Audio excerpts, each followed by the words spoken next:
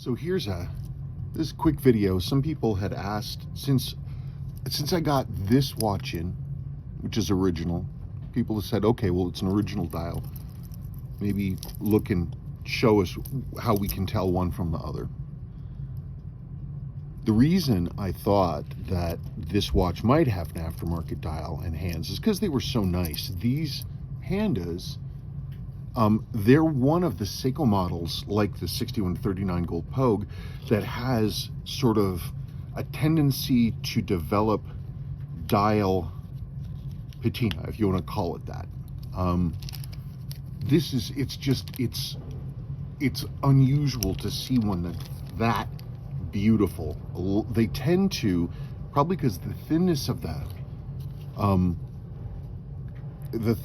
top clear coat, if it lets oxygen through, you get this discoloration, which these are real prone to. This is an aftermarket dial, just so you know. That's an aftermarket. That's an original. See the brown marking there? That's the kind of thing you get. And these tend to get dial damage pretty easily. It's one of the reasons why they're, it's hard to find an example in this condition. Here's another example. This is an original dial.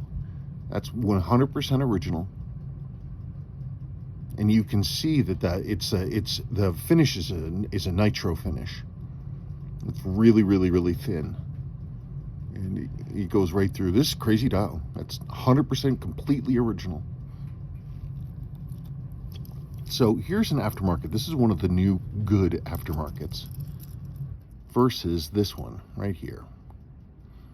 The big ways you can tell, the aftermarket, the subdials are a little more blue. They're not gray. They're definitely more like a slate blue.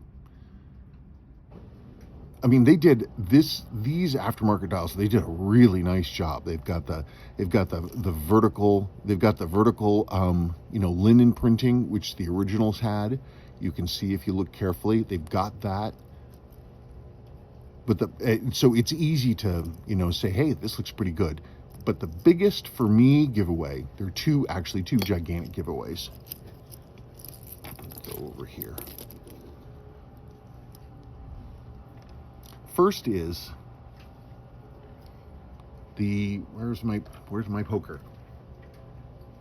Okay, the text chronograph.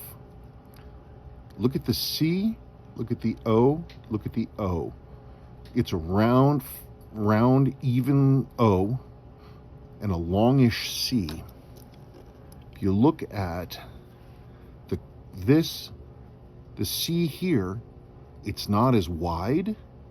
It's taller, so it's not like in a square. It's taller than it is narrow. Same with the O's, both the O's. It's one of the things that you can really see. I hope that you can compare those two and see how much longer the O's are here in the C. But the other thing is the applied Seiko. These people did a fine job. They really did. I mean, for what they're doing. Look at the applied Seiko here. Look at the reflection as it goes across it.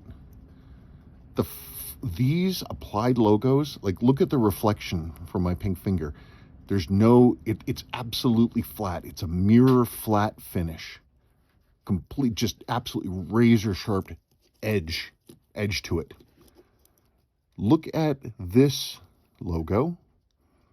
It's good, but if you look carefully, you can tell that the tops are kind of rounded. It's a little blurry. It's not perfect. For me, it's a dead giveaway. I see it, and I see that applied logo, and it's just a dead giveaway to me. Also, the loom is green, and it glows like crazy, and that's another giveaway. They're really, really good dials. They're really good dials, and they did a really nice job. There's a few quibbles about it, and I don't have a problem personally using one if the originals are, an original dial is not available. So, it is what it is. But that's how you tell the difference between the two. Okay.